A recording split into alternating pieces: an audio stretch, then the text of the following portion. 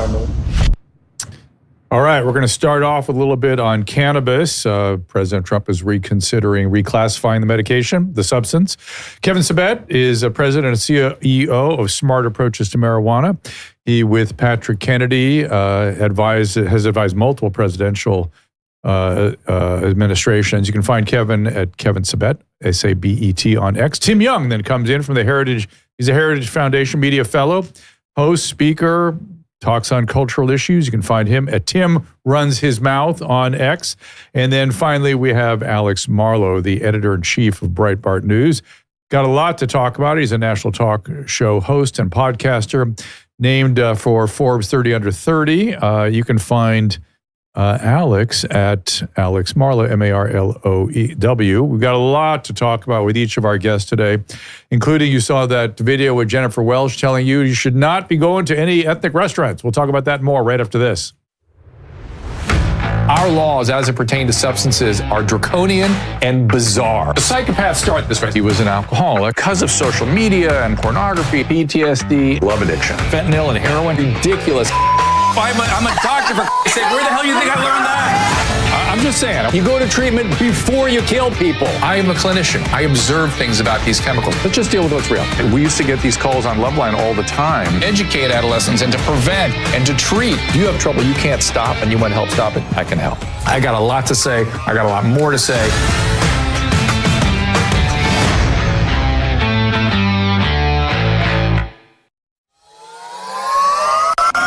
I've spent most of my career dealing with illnesses that shorten life, and now we have ways to extend it and extend wellness. I've been working with the team over at V-Shred to develop a product that has everything I want in a longevity supplement. NR Boost has nicotinamide riboside. You know how metal can rust? Well, your body behaves in a similar way. It's mediated through something called NAD. NAD falls as we age, so we're less able to fight off that oxidative process. We oxidize much like that metal. And NAD fights it, but nicotinamide riboside elevates NAD so we can push back on those oxidative stressors, improving health, improving longevity. The other product is Senosync, has fisetin, one of the key molecules to fight off zombie cells, and we've added resveratrol to that, which is a well-known anti-aging antioxidant again. I don't like supplements that have a ton of ingredients. To me, it suggests that none of it's working. When I prescribe a medication, I prescribe that medicine because I expect that to work. That is exactly what I've done with these products. And I want you to go to drdrew.com/vshredmd for 10% off. Again, that is drdrew.com/vshredmd. All right, let's get Kevin Sabet in here. I thought it was a good time to bring Kevin in. It's always a good time to talk to him. But Donald Trump brought the issue of reclassification of cannabis up at a press conference, and I thought I'd be time to get Kevin's point of view on all that. Kevin, welcome as always. First of all, tell people about Smart Approaches to Cannabis. Yeah, so we started SAM. I've served in 3 different White House administrations, and so Patrick Kennedy, David Frum, and others, along with a scientific group of about 15 researchers from around the country, started SAM to raise awareness about America's most misunderstood drug. People don't get that it's so much stronger than it used to be. It's not Woodstock weed. It's really turned into Wall Street weed with a small number of people wanting to make a lot of money off of heavy use. So we're trying to raise awareness about that. Yeah, there's no longer, I had seen addiction to cannabis over the years, but the high concentrations is making that even more common. It's interesting. People are more likely to get addicted and move on to another drug. Back in the day, they used to kind of move on to something else. Now they just stay with the weed. The other thing is something I doubted for years, which is now is not at all controversial. It's absolutely axiomatic, which is that cannabis is causing particularly manic psychotic episodes, if not schizophreniform episodes. It's common now, and it's very concerning. It's very common. It's the number one drug, more than methamphetamine, tied to psychosis, schizophrenia. Now, when you look at the literature, there was just a big paper of Canadian researchers, something like a 241-fold increase in your likelihood of schizophrenia. I mean, we've never seen these before with any other drug, and so I know there's just so much misconception. Yeah. Then the other thing I'm seeing is over the age of 65, people are developing these what they're calling overdoses, but they're actually anticholinergic deliriums. For why that's happening, I have no idea. But again, it's that it must be spilling over in some way in the older brain because they're, again, so powerful. But be that as it may, it does have some medical applications, as there are people that are benefited from it. You know how I've always felt, Kevin, there's no such thing as a good drug and a bad drug. There's just how people relate to them and, how people get in trouble or how people get therapeutic response. So what do you do with the reclassification conversation?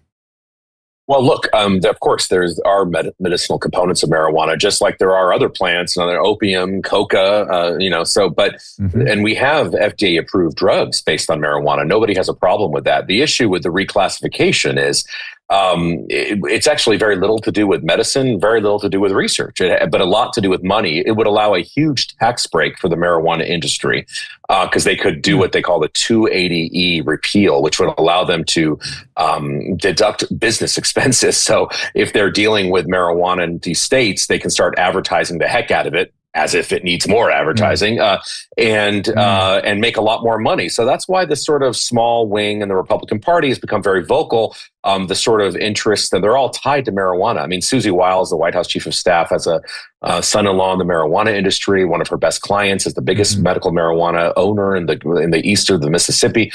There are big moneyed interests that are urging President Trump. I think, thankfully, most of the White House officials that are looking at this don't want him to do it.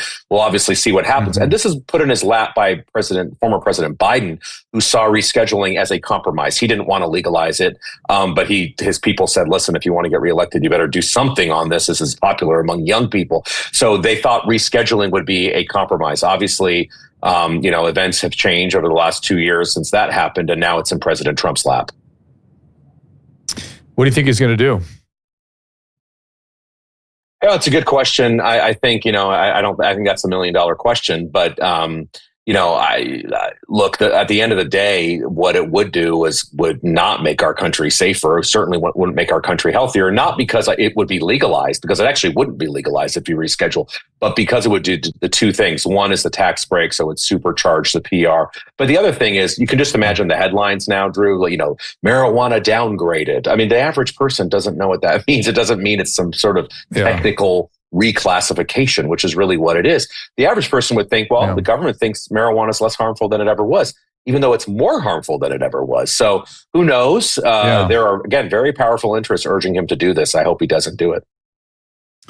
Yeah, it's interesting. I always thought naively, I guess, that if we just, did whatever we're going to do with cannabis, legalize it or decriminalize it, whatever we're going to do, then we could start to have rational conversations about it, because all the irrational energy was around the legal situation. And I've been proven to be wrong, particularly in the state of California, where, you have to ask, who are you going to believe, the cannabis lobby or your lying eyes? And the cannabis lobby are the ones that get the attention. They've got the cultural sort of zeitgeist, and we in medicine are seeing all these terrible things. The one thing, the other bad reaction that is so common, and it drives me crazy when I see these headlines that go, rare cannabis side effect on the rise, which is the hyperemesis. Hyperemesis is, if you're doing dabs, you're having hyperemesis. It's just almost that simple. Or at least heartburn. And it's uncontrollable vomiting.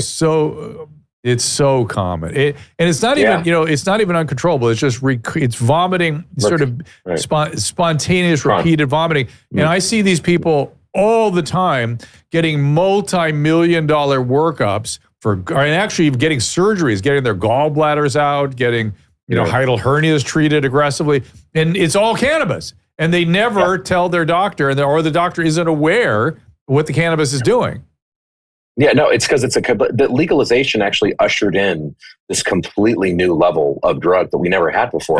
Not that what we had before was good, but we never had 99% THC dabs. We never had the waxes. We never had the gummies, the edibles, the tonics, the elixirs, the suppositories. I mean, this was not part, but when we legitimized it, normalized it, and now you have people like Mike Tyson, who are trying to, get in the president's ear. But of course, he has a business interest. Almost everybody who wants this to happen has a major business interest. And actually, I'm challenging, Mike Tyson's been so vocal. I would never challenge him in the boxing ring, but maybe I could take him in a debate. So we are challenging him openly to a debate by the Daily Caller would host. And Mike, if you're listening, go on our Twitter, Washington, D.C. in a week or two. Let's do it. Because he's been the most vocal person on this, urging President Trump. But I hope he doesn't listen to him.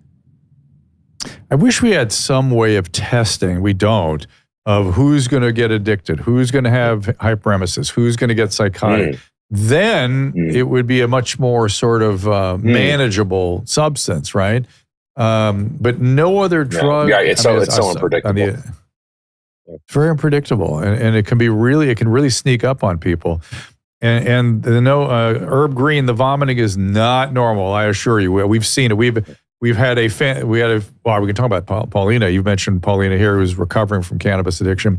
She had hyperemesis for a year, vomited all over our house. She ruined a really nice carpet. Yeah, and never once associated it with the cannabis, of course, until she got sober, and then was like, oh my God, they treated me for all these different things. Right, she had a lot of experimentation on why she was throwing up. And nobody ever said, hey, look at the weed here, why don't we? Right, I mean, and you're Dr. Drew. You're like the guy so imagine the average American who has not read this thinks it's about Woodstock weed, 3% THC in 1965, 5% in 1980. We sort of gradually became a better agriculturalists with regard, but something happened when we legalized it.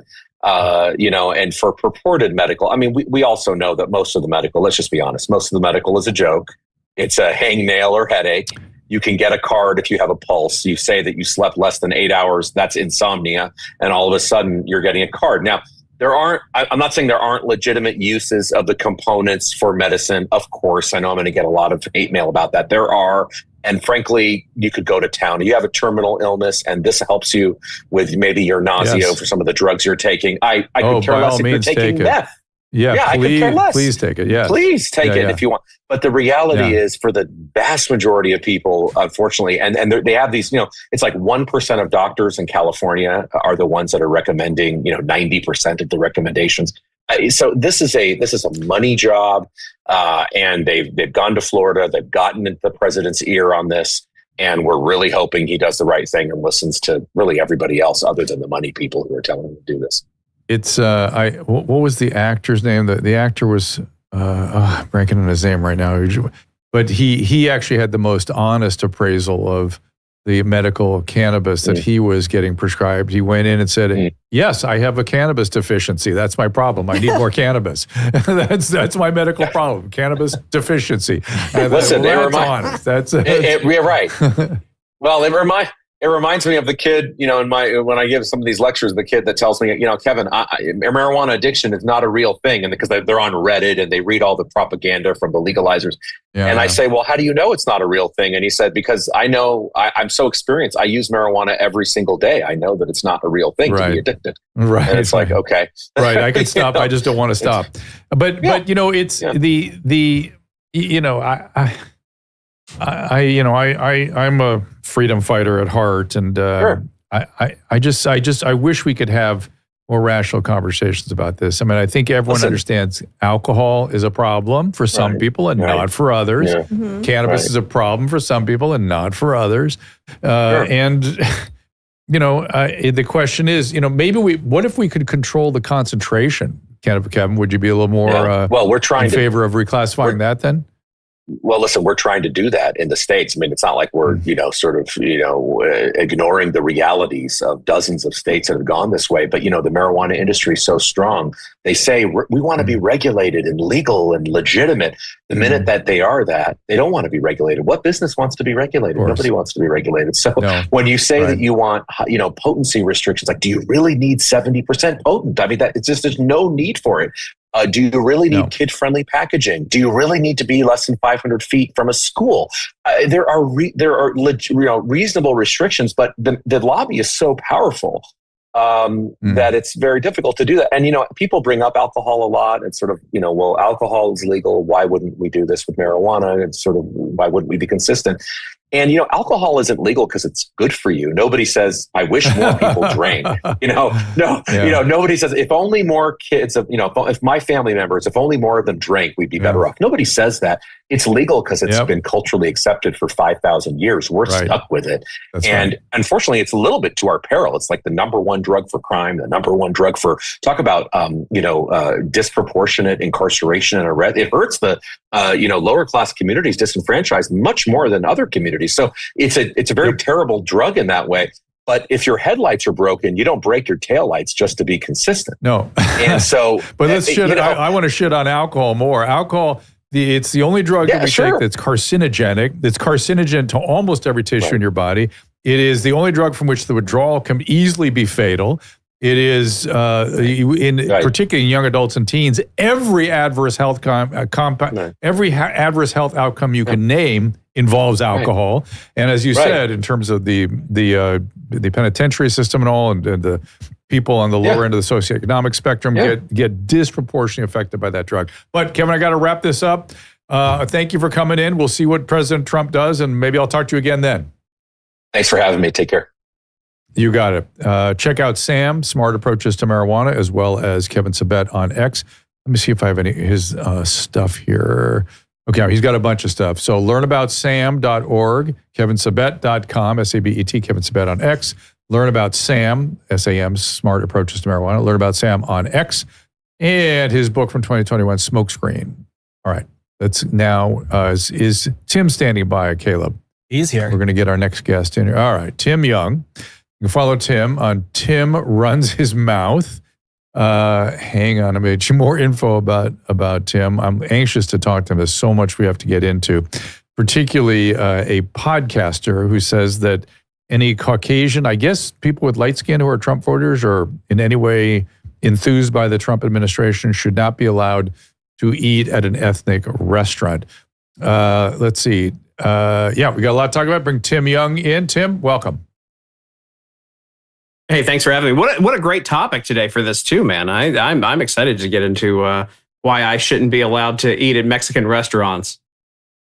Well, how dare you? By the way, what if the Hispanic voters run them? What if it's a Maha or MAGA that runs the Mexican restaurant? What did we do then? They have to leave. And also, when did we start segregating Asian people from white people? Because doesn't the left typically loop in all Asian people with white people now? Because I guess the point is, so what was her point? That's the other thing I found bizarre. And by the way, who was she? Who is she on Bravo or something? Or who is this woman? Jennifer Welch. Look, I don't know her, I got to say. I don't have that deep of a knowledge of. I'm sure some of my female friends would know who she was, but I want to know, like, does she? And you got to pull up a picture of her, because who did her plastic surgery? I mean, whoever did her knows. Oh, come on, no, let's not go there. Let's not do that. Let's not do that. Let's stay with the facts. Come on. Audacity to walk into a Mexican restaurant. Here it is. A Chinese restaurant. Wait, no, Caleb, Indian play it restaurant. back. Play it back. Because at the beginning she starts with, "How dare they?" That's like it sounds like some 70-year-old, like Mrs. Howell says that. With, how dare you?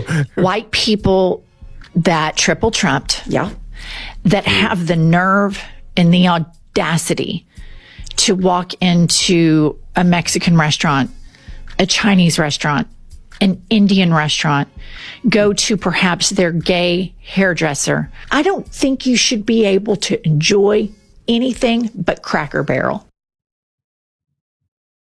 So I'm trying to follow her logic. Yeah, that's what you think too, Tim? You're in that zone? It's I texted my gay hairdresser before this, and I said, "I'm sorry, we're gonna have to break it off." That's why I'm wearing a hat. I think your gay hairdresser should be restricted from his income, or her. It could be a gay female. I don't know. I don't know what she's talking about. So what do you imagine got her going? That's what I was trying to figure out. Is she referencing immigration issues? Is she referencing the Trump derangement that he's a racist and anyone that's with him is a racist? What do you think is in her head?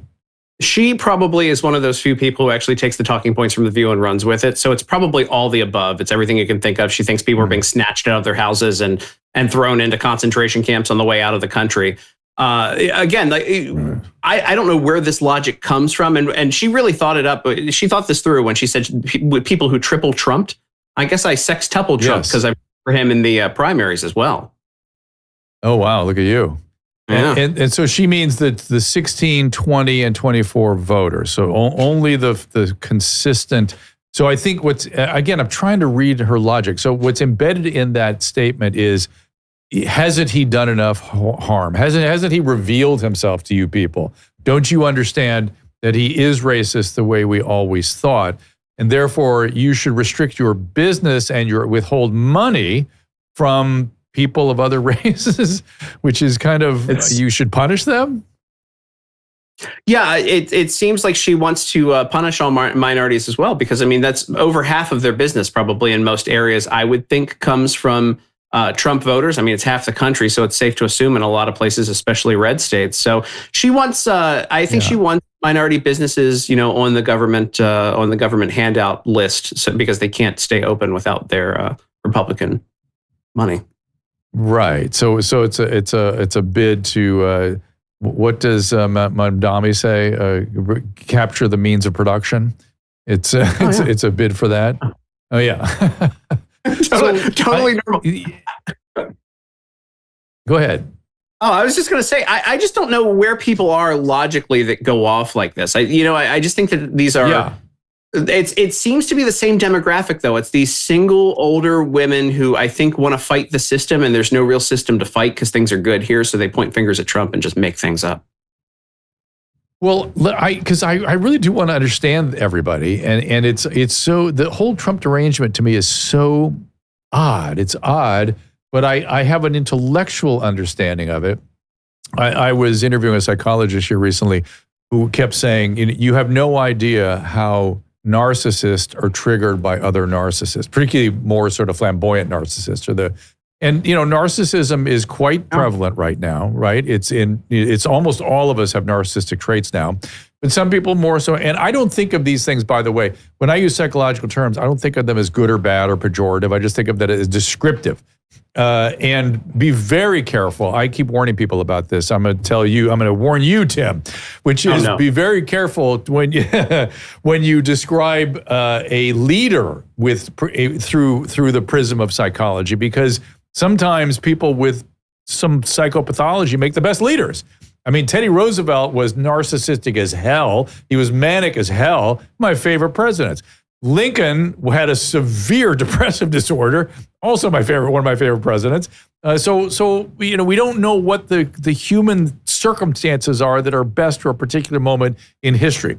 But the current president, his qualities, I'll call them narcissistic. I don't mean that pejoratively. They work for him. Seem to trigger other people with those qualities profoundly. Like, I don't know if you heard Jimmy Kimmel the other day talking to Sarah Silverman. He said he wants to move to Italy. He's planning to move to Italy or preparing to move to Italy, and that things are so much worse than he ever imagined them. And I would like to know what, other than how he's feeling, which is the narcissistic reaction, what exactly would he say is so bad? They don't have a response for it, but we're being conditioned for this. I went through a breakup a couple of months ago, and as soon as I did that, my reels on Instagram were all how to deal with a narcissist, how to deal with XYZ personality disorder, and literally I was on Bikini Girls before that, and as soon as, I'm not making this up, when you're scrolling through it, suddenly they make you a psychologist, or they make you believe that you understand what's going on in the world and what's going on with your partner, and it's very odd that's what's getting fed to people. And I think a lot of folks think that there's suddenly some sort of an expert on this too. And they think that they're diagnosing things. And I think it gets them more enraged and more fearful and more, just emotional, not just to stay on the platform, but of everything that is happening in a very mundane, okay life. So okay, there's a lot packed into what you said there. So from your perspective, what could they be complaining about? Nothing. Things are sort of okay, right? It's just how he makes them feel. But then ultimately, isn't how we feel really what the press is feeding us? You said the algorithm is feeding you something, but then you've got the mainstream media feeding us stuff as well.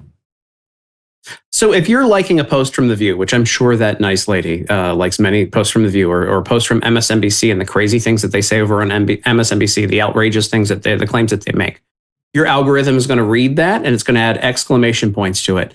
And so you are not just going to believe that, you're going to start finding it. And I think you dig deeper and deeper in, and suddenly you believe you're an expert on all the evil in the world that does not exist. And it seems like one of the fears that he has stoked in people with TDS is this: he's an oligarch, or he only supports oligarchs, and he's a authoritarian. It's interesting. I gave a lecture in a high school about 12, 14 years ago, And it was the last high school lecture I ever gave because they pulled me aside afterward and said, "Hey, the kids didn't like this. You were too authoritarian." I was like, "What are you talking about? I first of all, I am a authority in the topic I was discussing. If I'm not authority, how would I deliver this?"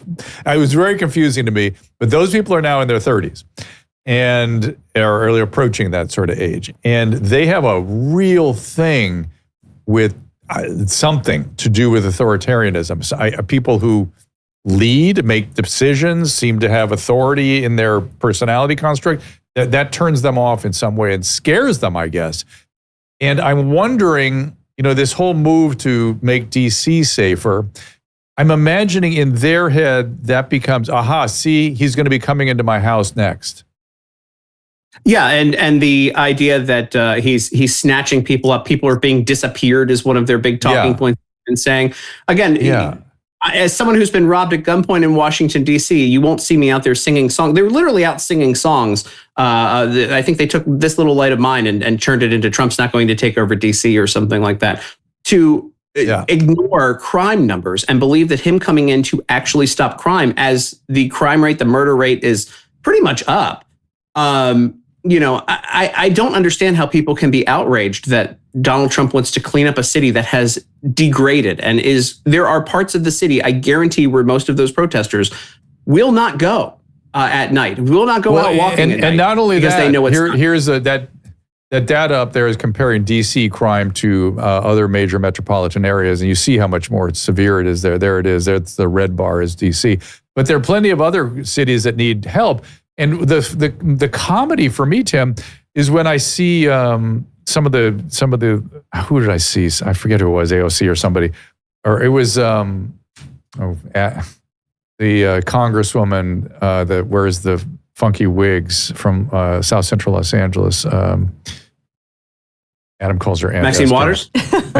Maxine Waters. Maxine Waters was just like, they're coming for your town next, and I thought to myself, please come to our town. Please come to Los Angeles. It's a shit show. Come to San Francisco. Please come to Seattle. For God's sakes, will you please come?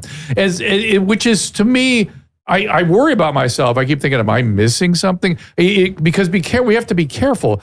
I was also I wasn't going to say an enthusiast, but I was ignorant to the full effects of the Patriot Act. I was like, what? I got nothing to hide. What's the big deal? Come on in, monitor my data. I'm fine with it. See, if it makes the place safer, good.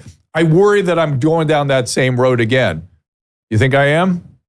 I mean, we're bad enough that probably. I mean, right now it seems like a great idea, right? We all thought it was a great idea after 9/11, and now it's like, no, that was a mistake. But how soon do we forget that, when you mentioned Seattle, you hit that autonomous zone that protesters literally just seized like 3-4 blocks of downtown. And the mayor was like, oh, it's just a summer of love. Just let them protest, give them space. That is unreasonable in any country whatsoever. Yes, it was catastrophic. I hope the history books reflect how many people were harmed by that, how many businesses were destroyed, what happened to an entire city because of that bizarre lack of leadership. But anyway, Tim, hang tight. I got to take a little break here. We are going to take a break. We're going to talk about DC crime. We're going to talk about the National Guard coming in and what that could mean, what your opinion is on it, Tim. And then we are going to speak to Alex Marlow from Breitbart News. Be right back after this. I'm excited to bring you a new product, a new supplement, Fatty. I take it. I make Susan take it. My whole family takes it. This comes out of, believe it or not, dolphin research. The Navy maintains a fleet of dolphins, and a brilliant veterinarian recognized that these dolphins sometimes developed a syndrome identical to our Alzheimer's disease. Those dolphins were deficient in a particular fatty acid. She replaced the fatty acid, and they didn't get the Alzheimer's. Humans have the same. Those dolphins were deficient in a particular fatty acid. Alzheimer's. Deficient in this particular fatty acid than ever before. And a simple replacement of this fatty acid called C15 will help us prevent these syndromes. It's published in a recent journal called Metabolites. It's a new nutritional C15, pentadecanoic acid, it's called. The deficiency that we are developing for C15 creates something called the cellular fragility syndrome. This is the first nutritional deficiency syndrome to be discovered in 75 years and may be affecting us in many ways, and as many as 1 in 3 of us. This is an important breakthrough. Take advantage of it. Go to fatty15.com/Dr. Drew to receive 15% off a 90-day starter kit subscription, or use code Dr. Drew at checkout for that 15% off, or just go to our website, drdrew.com/fatty15. Weight loss and gum loss, the wellness company's got you covered with new products. Drop. It's for aggressive appetite control. It comes in easy-to-use liquid drops. No prescription, no painful shot.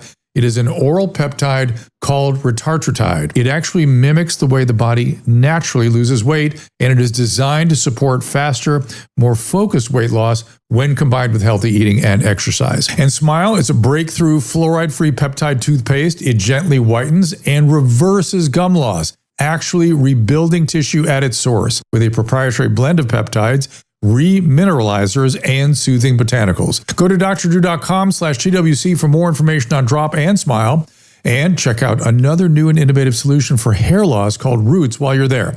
That's drdrew.com/TWC for 10% off. I wasn't all Dr. Drew or anything. Why would I screw myself? What am I, Dr. Drew?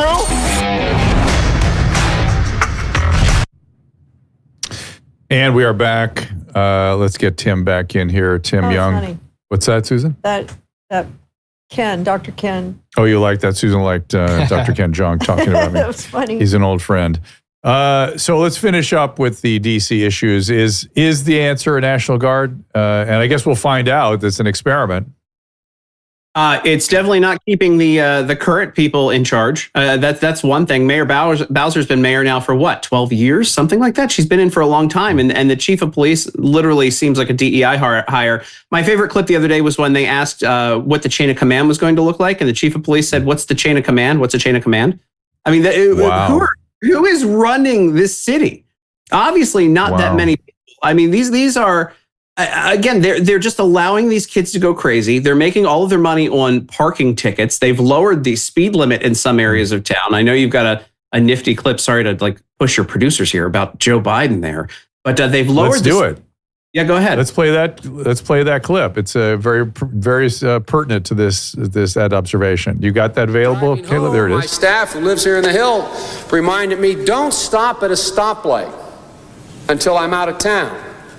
If I see a red light late at night, since there's very little traffic, slow up at the other block so I never come to a full stop except in the middle of the block because of carjackings. Stopping at a light, people standing in a corner, walking up with a gun. It's been going on for a long, long time. They have lowered the speed limit in some parts of the city now to 20 miles an hour, and they have speed cameras everywhere. So not only is it a violent city to begin with, they're setting it up for you to be carjacked more now. I mean, some of these kids can catch you quicker. It's really crazy. Would you have Janine Piro in there? Wasn't she talking about the same issue, Caleb, as it pertains to getting control of the adolescents in particular? Oh, stop it. We are putting all kinds of resources onto the street. God, thank you guys. Thanks. Press release hailing the drop in crime rates at the end of it. What changed? It's never enough. This changed. This changed. It's never enough. You tell these families crime has dropped. You tell the mother of the intern who was shot going out from McDonald's near the Washington Convention Center, oh, crime is down. You tell the kid who was just beat the hell and back with a severe concussion and a broken nose, crime is down. No, that falls on deaf ears. And my ears are deaf to that. And that's why I fight the fight. Thank you. As Tyra said last night on Gutfeld, he said when Janine would... he's huge and he's a big man, he's a wrestler, and he's afraid of her. He said when she when she calls out his name, he pees a little bit. Isn't that funny? I need more government officials in the Trump administration to grab the microphone. She should just drop it. That's the only thing that she missed there. Drop the microphone when you're finished making the point. My taxpayer dollars can go directly to buying new microphones for the Department of Justice. Yeah. I just don't understand why people don't want things to get better. It's so hard for me to understand that. They have, I guess, a fantasy about how humans behave and, what affects behavior.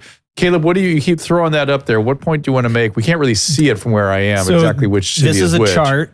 The chart shows the violent crime rate per capita for multiple major cities. Washington, D.C., the line for people on the podcast that can't see it is almost double the lines for Chicago, Los Angeles, New York, Austin, London, and Paris, which is just sad for our nation's capital.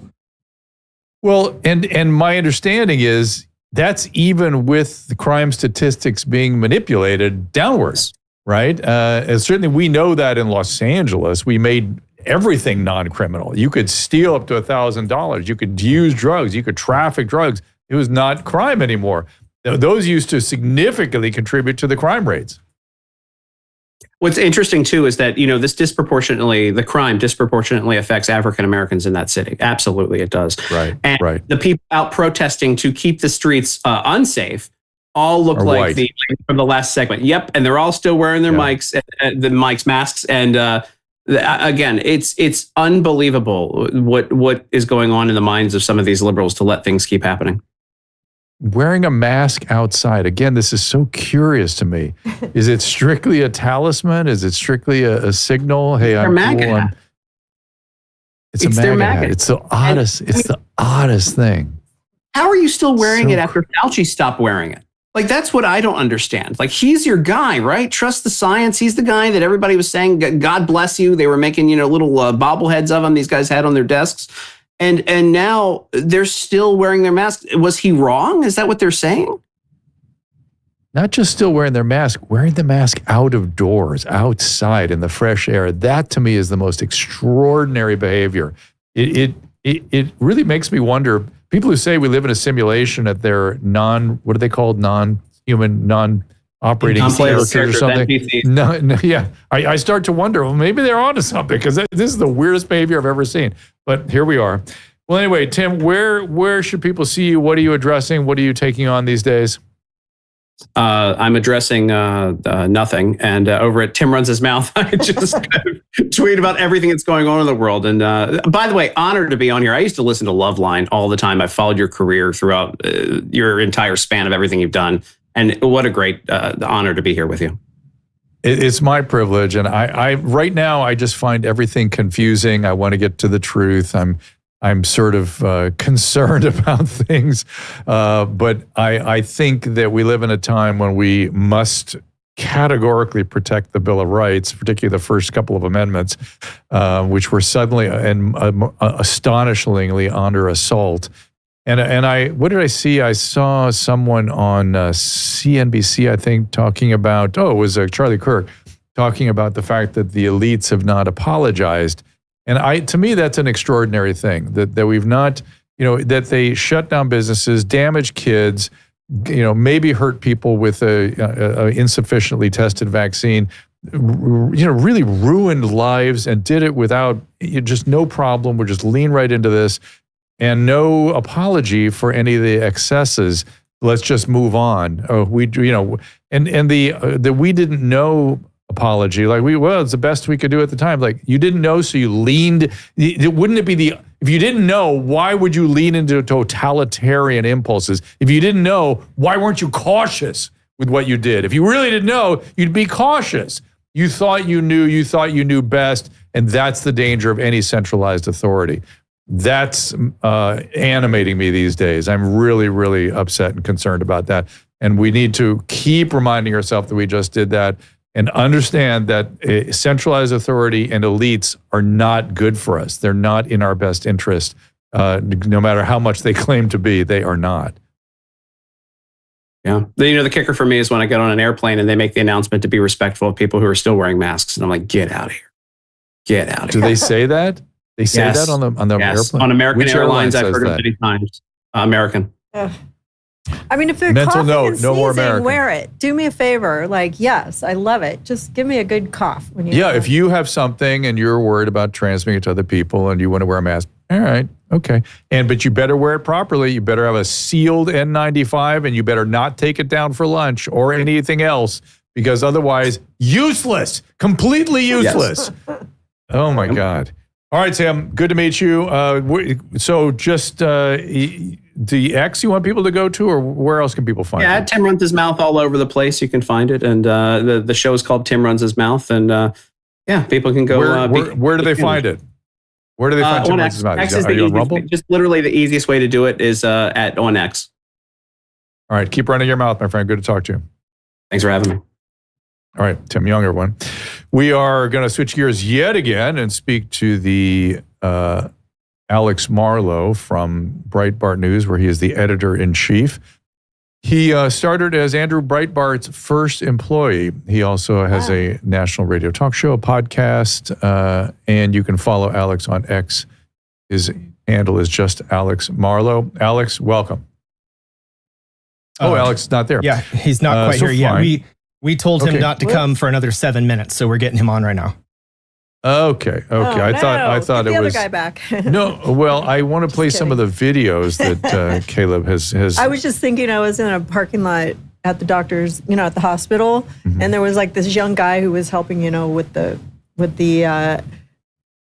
helping people with their credit cards and stuff. Sure. On the way out, like for the... No, but he was walking around in the parking lot. He was in his 20s with a mask on. Oh. And I was like, God, was he wearing it over his mouth and not his nose? No, I just want to yell at him, like, you don't need it out here. Why are you doing that? But he wasn't, he was clearly wearing it. It was hot outside. Maybe I should just get a little more bold because I want to know what they're thinking. I want to go, hey, I noticed you're wearing a mask. Why are you wearing Maybe if he had typhus. Typhus is not transmitted that way. Oh. I don't know.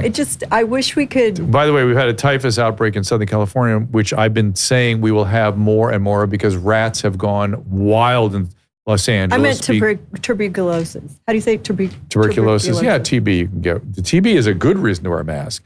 And we have a TB outbreak if too. If you had TB, and we have a chikungunya outbreak, and we have a dengue fever outbreak, and people don't even know about these things. We have Aedes mosquito, AEDES mosquitoes for the first time in Southern California. Indigenous transmission of dengue never happened before. That's a big deal. Yeah, press hasn't caught wind of it. No one told them that that's a big deal. Therefore, they're silent about that. They're talking about chikungunya in China, which is.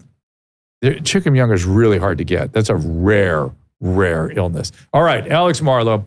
Alex can be followed on X, Alex Marlow, also Breitbart News on X and Breitbart.com. We're going to talk a little about the weaponization of America's legal system. Welcome, Alex. Dr. Drew, it's so great to be with you, and I would love it if you would want to write up for me at Breitbart a list of reasons to actually wear the mask, because I feel like the only good one these days is so I know who not to talk to when I'm at a cocktail party or whatever. Well, I just found out there's an airline not to take either. I just discovered because they're advocating overhead. They announce be respectful of people wearing masks. Okay, I'll be flying United. It is something though that is a good reminder. A lot of those things, like Corolla's famous click it or ticket sign on the 405 that no one needs. We actually do need to be reminded to be respectful of the mask people, because I instantly want to be disrespectful the second I see the mask. It's nice to be reminded. I feel actually I have an empathic response. First I have curiosity. It's like, really, why are you doing that? Why? And then I just think, what have we done to these people? Look what we've done to them. They're walking around with paper over their mouth and nose. Well, but Dr. Drew, what about you makes you like that? Because I was thinking about, my wife who's a physician and how I don't think she'd have an empathic reaction because she deals with actual illness. She deals with people who have cancer. And so most of the masked people you assume are walking around and they're just neurotic and sociopathic and hypochondriacs or whatever it is. But you got to figure most of them are not, have something great. That's doing great harm. I think most of them will be signaling something. Hey, I just think it's the right thing to do, signal. Which is okay. With those people, I have no patience. But if other people were to say to me, I keep hearing about this stuff. I'm afraid I'm going to get sick. I'm interacting with the public all day. It scares me. I'm scared. That's pathetic. And there's a general, like, all right, I think I'm going to say this out loud. In America, we had a reputation always for being sort of can-do and courageous and willing to go out into the frontier and go to Western Europe and help out. When did we become such pussies? Can we pinpoint it? I mean, I think it's when we ran out of major problems. It's probably the 90s when we were like doing good. And then it was just like, yeah, we got to create some new problems that we got to solve. And even if they're really small and light, but this is such a powerful thing though, because we used to have this spirit of adventure. We used to have this spirit of danger, and now we don't have any of that. And it's all frowned upon. They all try to squash it out of little boys who have it. And it's not good. It's not a good track. It's not healthy for us. And we also seem sort of like allergic to leaders, like people that go, hey, follow me, let's go. Oh, toxic, narcissist, authoritarian. I got to stay away from that guy. As opposed to, all right, let's go. Let's take me in, boss. Let's go. Yeah, that's it. It's that fighting spirit. I think it is what drew a lot of people to Trump, I think, initially, which is, I guess what we're best known for at Breitbart is kind of catching that wave first. And the part of it is because people like that warrior ethos. And we used to have a lot of that in this country. And now we got the mask people for no good reason. I'm just having a flashback to speaking to Andrew Breitbart. I had a show on CNN, HLN. He came in, and I'd never met him before. And he was the smartest, nicest guy. And at the end of the interview, he pulled me aside and he said, I'm going to explain to you how things are working here. Things are not what you would think. And I've only recently understood what he was talking about, I think. Yeah. I'm very, very naive to how things were working in this country. And he died a week later. And it was really one of the great tragedies that I was really looking forward to getting to know him because he just seems so sincere and smart. Yeah, it's a big week for me because my book came out and you were nice enough to have me on so we could talk about it. But when you always think about yourself in these big weeks and who you owe the glory that you've had, who you owe it to, who are the people who meant the most. And Andrew was number one for me other than my parents. And he called so many shots. He was so prescient about the culture and how the need to win the culture wars. Do you know how much he would have loved this moment in the conservative movement where the left is represented by Lizzo and Rosie O'Donnell and we're represented by Sydney Sweeney now? And they just gave us Sydney Sweeney and they said, you can take her because she's hot and blonde and she's wearing jeans and we can't handle that anymore. We can only have very strange, exotic looking sex symbols for us. And Andrew would have loved that so much because he wanted us to be fun and we're finally fun. And I think that's why people like you come from LA and you've got an entertainment background that you get your information out to people through entertainment, through culture. And Andrew would have loved that.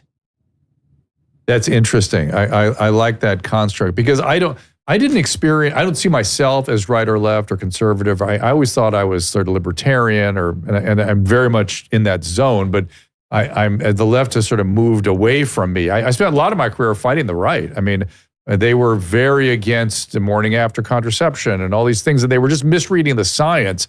And that drove me crazy. And now here we are where science is being completely misrepresented again. And the left has picked it up now. I can't believe that it just goes from one side to the other. But to your point about Andrew, I didn't experience him as conservative. I experienced him as fun, smart, and distrustful of the way we were going with our government. Yeah, I think he thought of himself as sort of a factory setting liberal and someone who was a default liberal, and just that the conservatives, I think, appealed to him, I think, in terms of values, but they didn't appeal to him in terms of tactics. But then when he realized that it wasn't just the packaging, it really was the ideas and the track record that the left had was just so bad. And I think over time, I think that really did push Andrew in the direction of conservatism.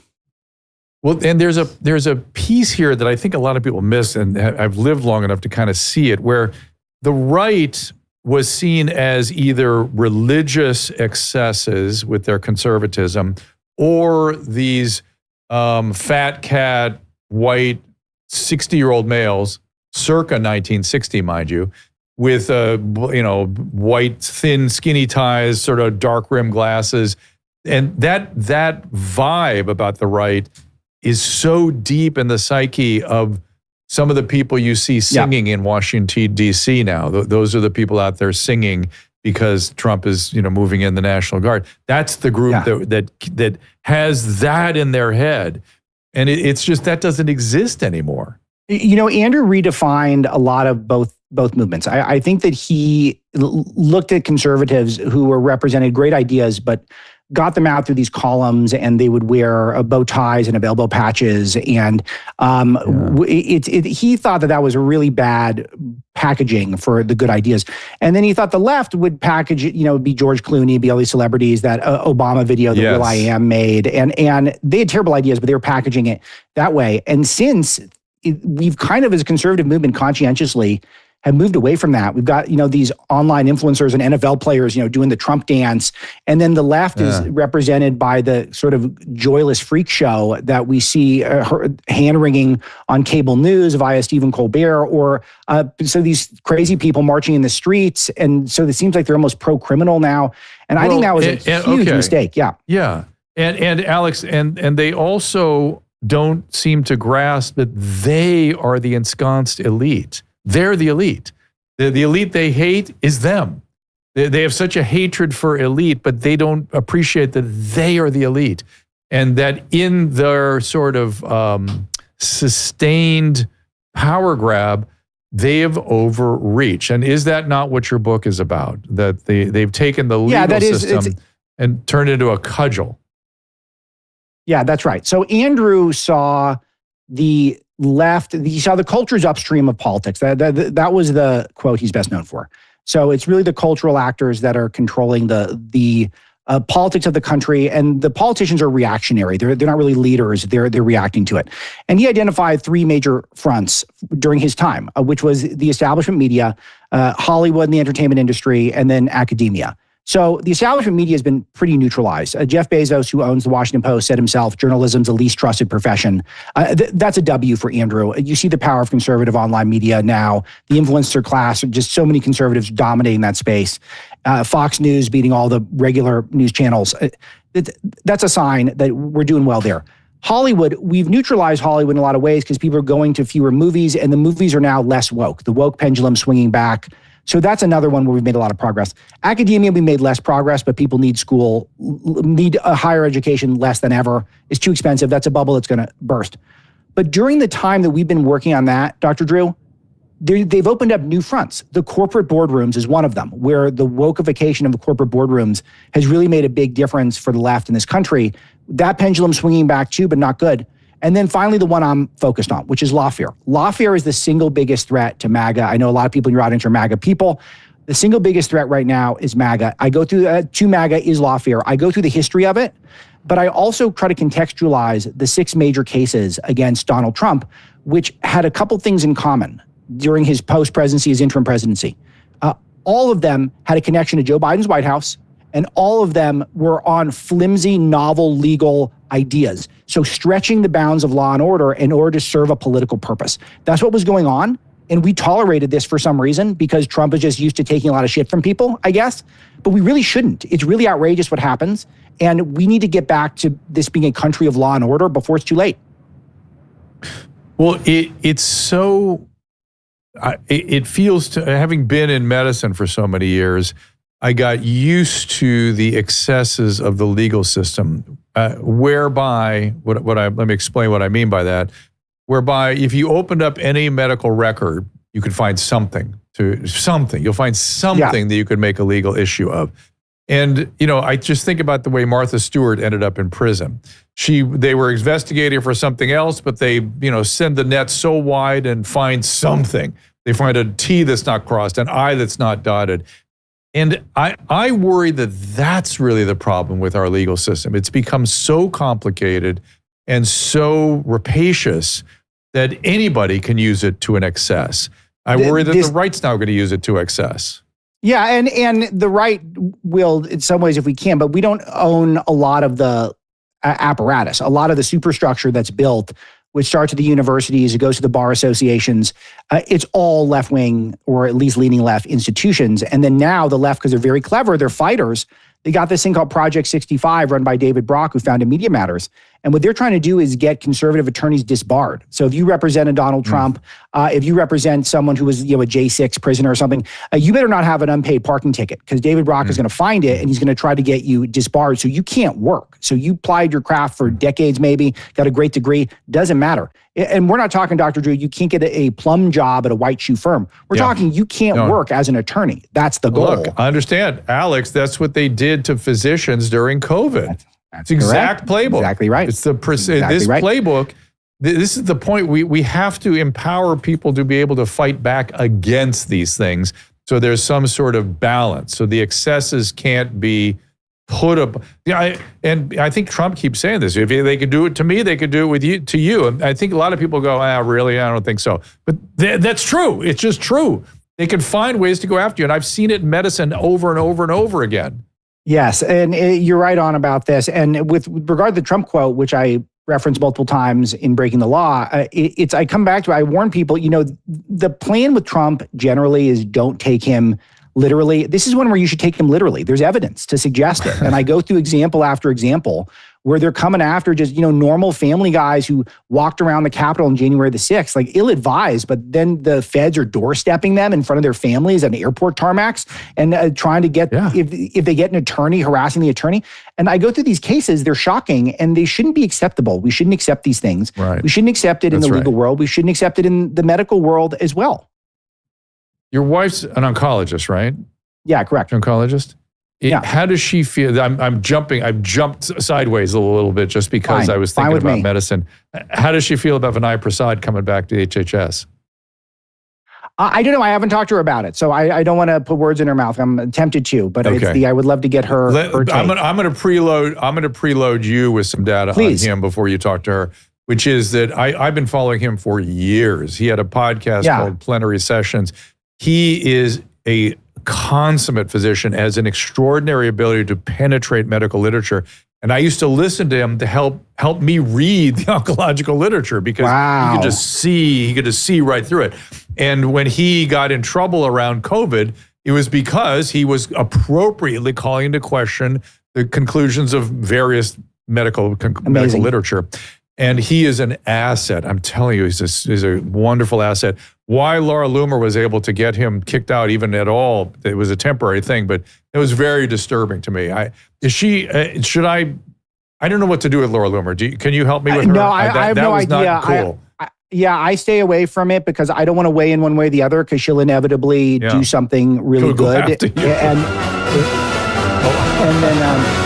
What we do? Oh yeah. We're playing the music. That's funny. Us. No, because she'll inevitably do something I love, and then she'll inevitably do something I hate, and I'm just going to observe. I get to put my newsman hat, not my opinion maker hat, on with that one. But I'll tell you, where do you think Trump's getting all these great picks from? Because it's just a murderer's row of amazing personnel on the medical side of stuff, which is just so refreshing and amazing. I agree. So that's our video we posted about Vinay Prasad. I think I believe it's an AI. I suspect it is. But yeah, I agree with you. Listen, when Jay Bhattacharya told me they were thinking about him for HHS, I really thought it was one of the greatest moments of my life. I thought, oh my God, this is so poetic. This is the most poetic moment. Yeah. I can't even believe it. Because let's remind everybody, he is the one that Francis Collins, writing to Dr. Fauci, said was a fringe epidemiologist who needed to be subjected to a devastating takedown. This is disgusting stuff. It is disgusting. Francis Collins, by the way, out there saying we should have 10,000 vaccines for kids. Everybody, your wife will appreciate this too, Alex. There's no such thing as a medical intervention that is only good. There's no such thing. Every medical intervention is good and bad. You're weighing the risk rewards for a given individual in a given situation, and you hope the net benefit is that net good, but not without risk ever. Isn't that something? Because I've got a family of doctors, because my wife's family is many of them are doctors, and they always are trying to do as little as possible. That's always the goal. Yes. Surgeries last. medicines second to last, and then can you do something without having to, inject yourself or start consuming stuff? 100%. That's how. So where are the doctors that the Biden was getting? Like, where we get Fauci and the friendly fascist Francis Collins from? Like, why are those guys in charge? They were, again, elite, hubristic, disgusting. However, it looked like Biden had a personal physician that was interested in doing nothing, including basic cancer screening for an 80-year-old man. That's how he ended up with the advanced prostate cancer. Unbelievable. That to me is either that didn't happen, he had the cancer earlier and just pretending now that it's recently diagnosed, or it was really incompetent, seriously incompetent. So one of the things that you said a moment ago that I want to touch on is how some of the stuff gets very complicated, and then people get lost, and even the journalists who are trusted and the commentators who are trusted to kind of sift through this stuff and curate it, even we can get lost. And you find this with Biden's medical history, which my previous book happened to be on Joe Biden, which I know we've talked about in the past in your show, Dr. Drew. Mm-hmm. And they told us that he only had sleep apnea and a stiff gait, but there was stuff in there that was buried because they never paid any mind to the fact that he had multiple aneurysm surgeries when he was a younger man. They never paid any mind to the fact that with sleep apnea, which is a common thing, but they hid it for 15 years. And so why would they hide it for 15 years? Isn't that very suspicious? And then why we as the public and the media is lost. But why were we okay with that? That we have demanded more and had more outrage at the time. And it's hard to do. It's hard to break through with that. And then I feel like that's a service I can provide with the Breaking the Law book, is I'm trying to identify huge legal improprieties, huge illegalities, I think, when we have investigations, and they're happening. This is investigation season, and the book is your playbook for where the DOJ is likely to investigate.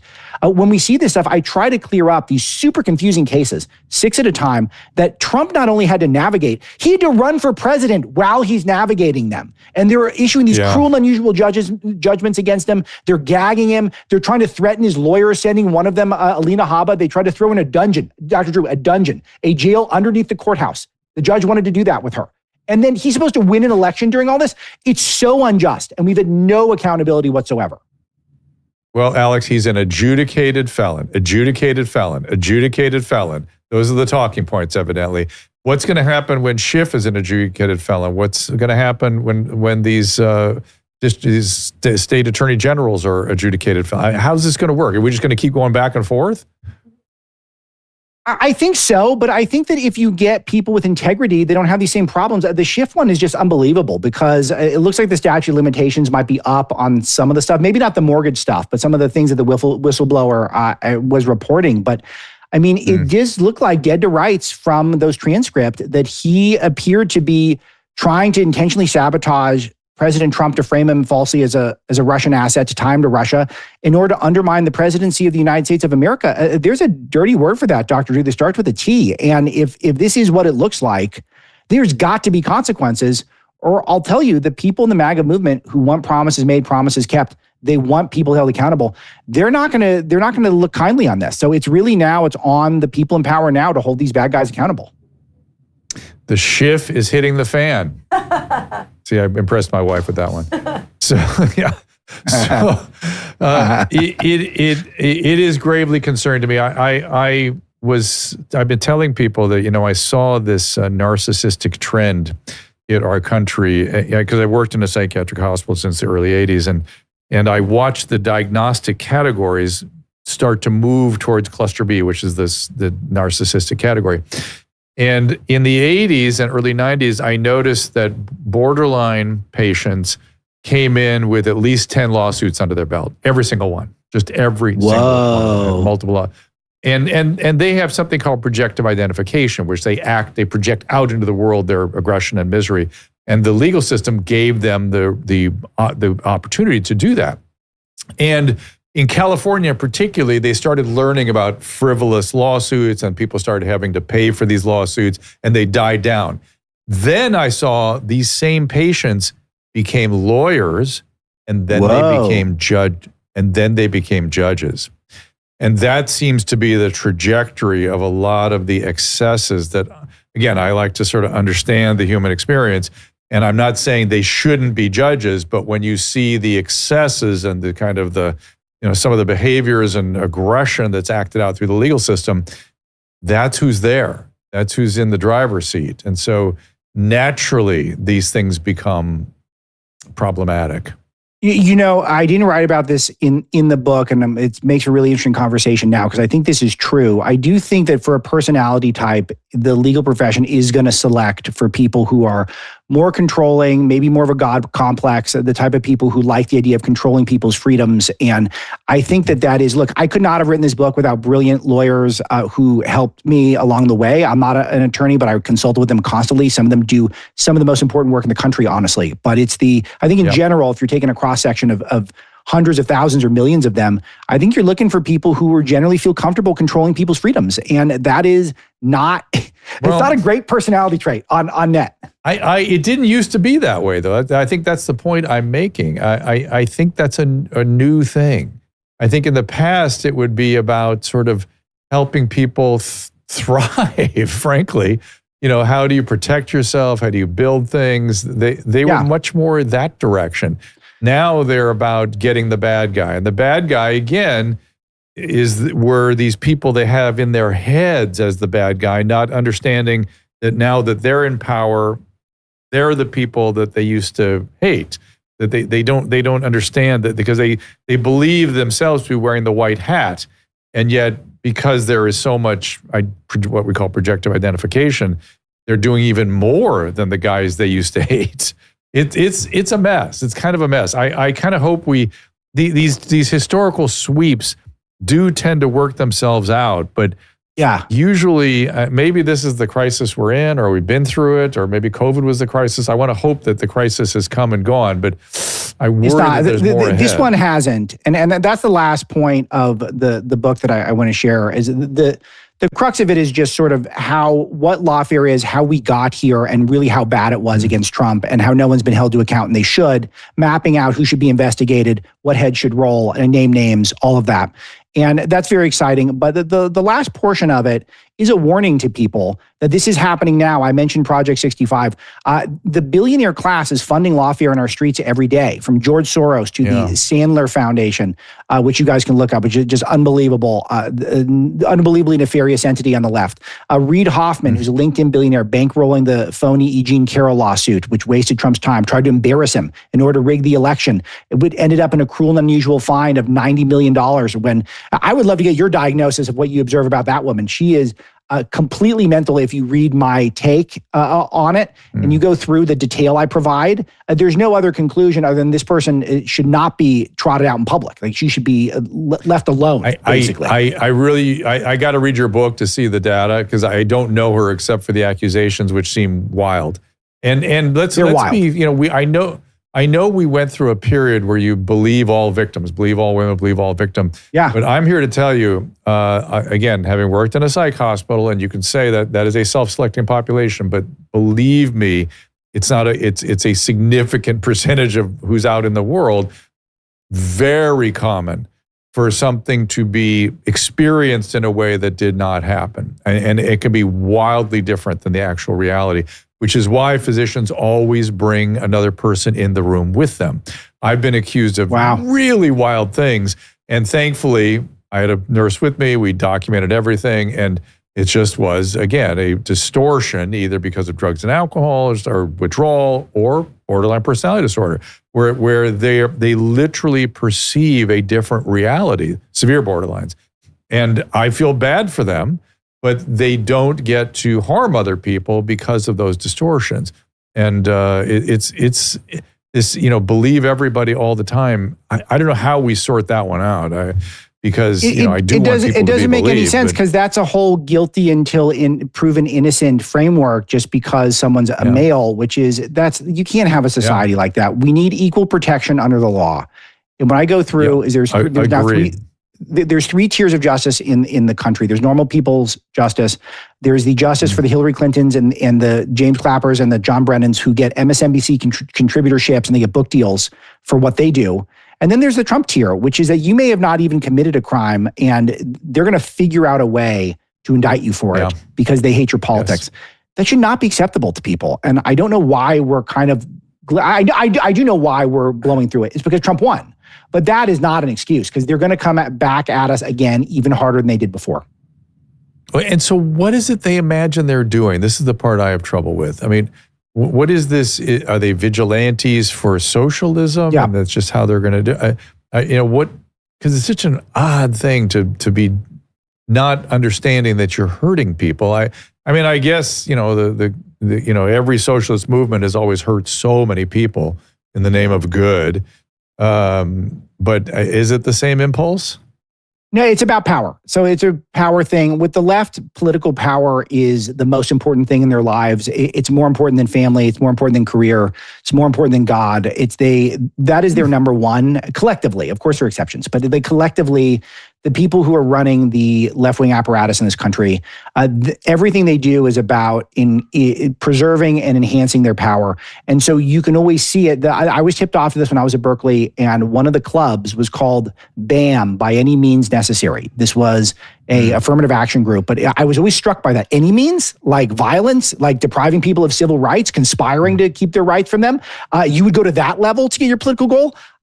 Conservatives aren't like that in general. We make our mistakes, and we could spend time talking about those, but that's not our thing. That's what the left does. And then when Trump comes in and not only takes all their power, but steals a bunch of their best ideas, like we're in too many foreign wars and we need to look out for the working class. And then he also proves them wrong over and over again. They say the border can't be secured. He kind of secures it in like 6 months, and then he's going to clean up DC crime, and everyone's going to go, oh, wow, I guess we could have done that ourselves. But they choose not to, then it's very infuriating to them. It's so easy. And Trump was saying that the other day. He was talking, I heard somebody said he was interviewing him, and he said, this governing thing is pretty easy. Just secure the border, settle conflicts, lower rates, just, stimulate the economy. But where has the right, in your opinion, gone off the rail? What have their mistakes been of late? Well, I think we're long-term, we got ourselves trapped into a couple of bad trends. One was the military-industrial complex, very real. I went to DC, I got there in 2013, and I thought, there's no way that's real. Like, I was a National Review reading Republican. I thought, there's no way we're just sending people to war because it's going to hurt the bottom line of a defense contractor if we don't. But, we're doing that absolutely all the time. And that was pretty freaking shocking to me that was not a conspiracy. That's a real thing. That's an obvious one.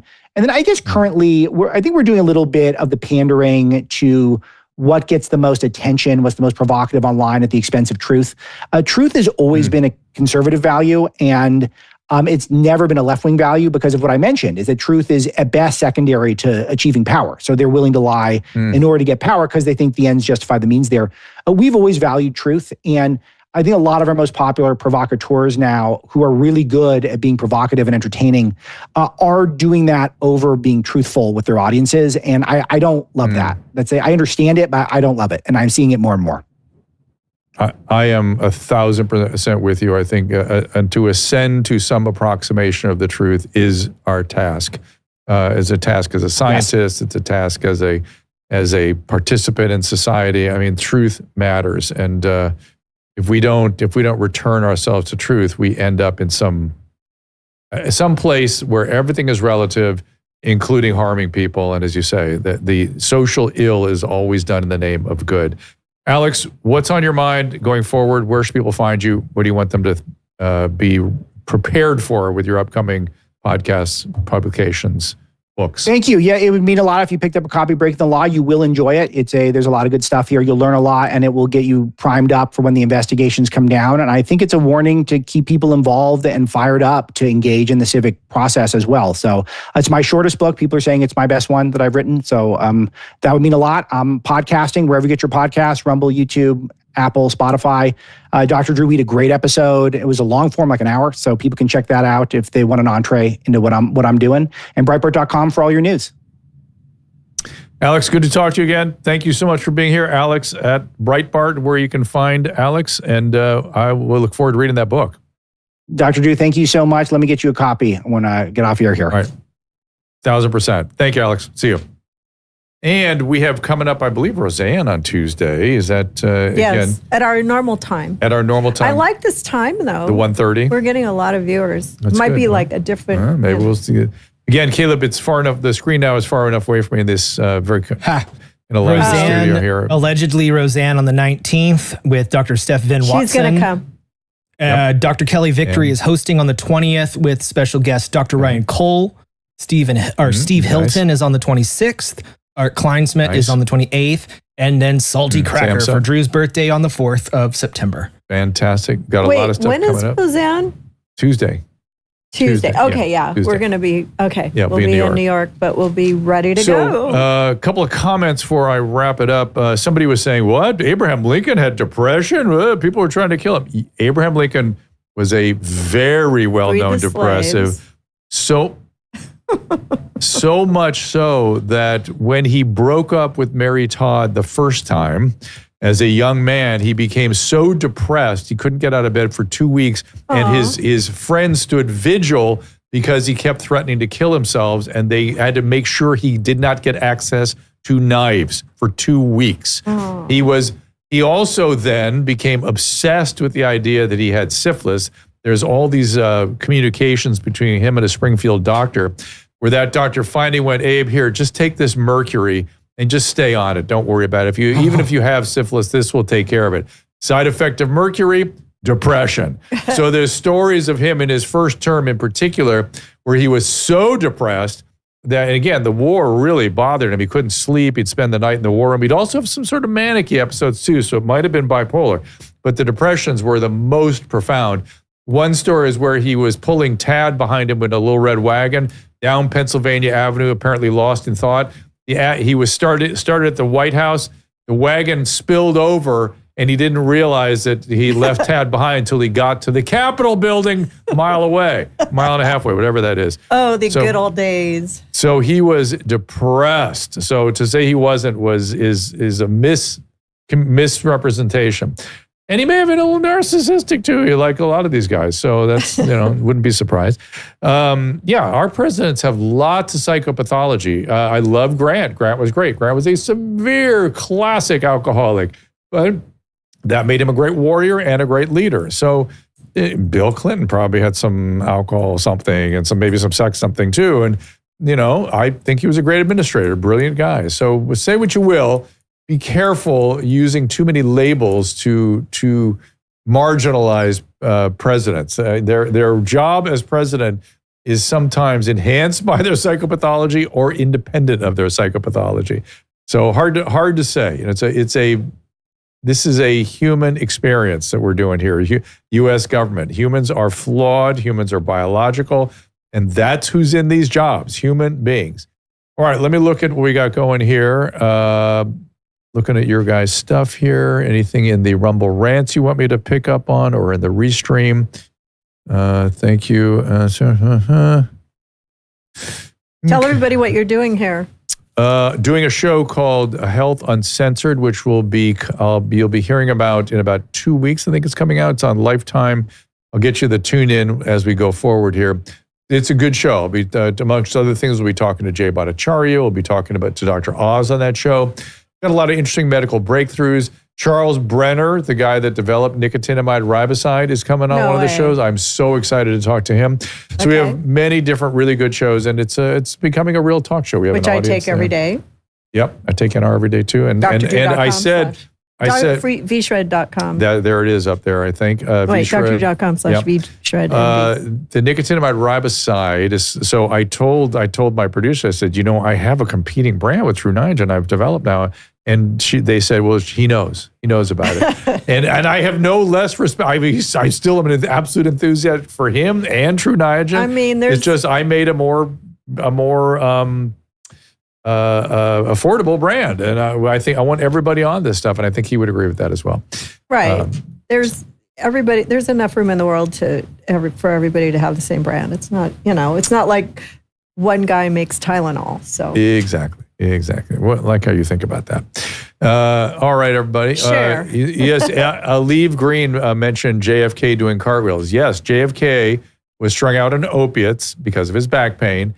Then, because he was fatigued all the time, got put on methamphetamine injectably by this asshole doctor, who eventually he developed a meth psychosis and threw his clothes off and was doing cartwheels down the hallway of a hotel. This is, check your history books. That happened. And finally, a well-trained psychiatrist stepped in and said, Mr. President, we need to take care of you. Don't see that doctor anymore. And they straightened him out. But imagine if that had happened during the Cuban Missile Crisis. Again, this is the human thing. We have humans in these jobs. It is okay to look at their frailties because they all have them. All right. Thank you, Herb. Thank you. Do we need an AI president? No. I was maybe an AI consultant president. Caleb, anything on your mind before I wrap this up? Nope, not much. Just excited for Roseanne allegedly coming in. She's always hilarious. We're always afraid. I'm always afraid, but she's very busy. But I'm very excited to have her back on the show. She's great. But definitely go back and watch the previous shows. We're going to be gone. We're going to be busy for the next few days. So we'll see you next Tuesday. Yes, we were filming down here in Florida, and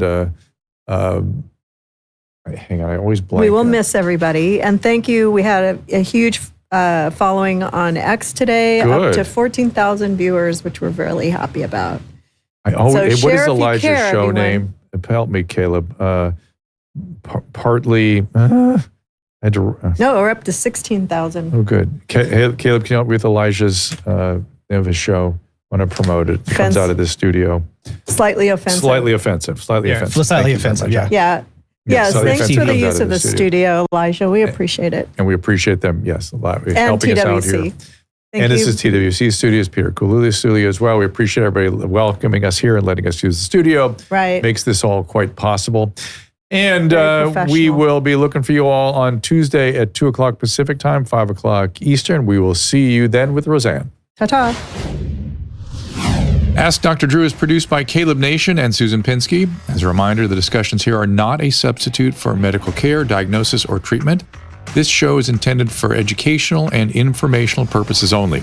I am a licensed physician, but I am not a replacement for your personal doctor, and I am not practicing medicine here. Always remember that our understanding of medicine and science is constantly evolving. Though my opinion is based on the information that is available to me today, some of the contents of this show could be outdated in the future. Be sure to check with trusted resources in case any of the information has been updated since this was published. If you or someone you know is in immediate danger, don't call me, call 911. If you're feeling hopeless or suicidal, call the National Suicide Prevention Lifeline at 800-273-8255. You can find more of my recommended organizations and helpful resources at drdrew.com/help.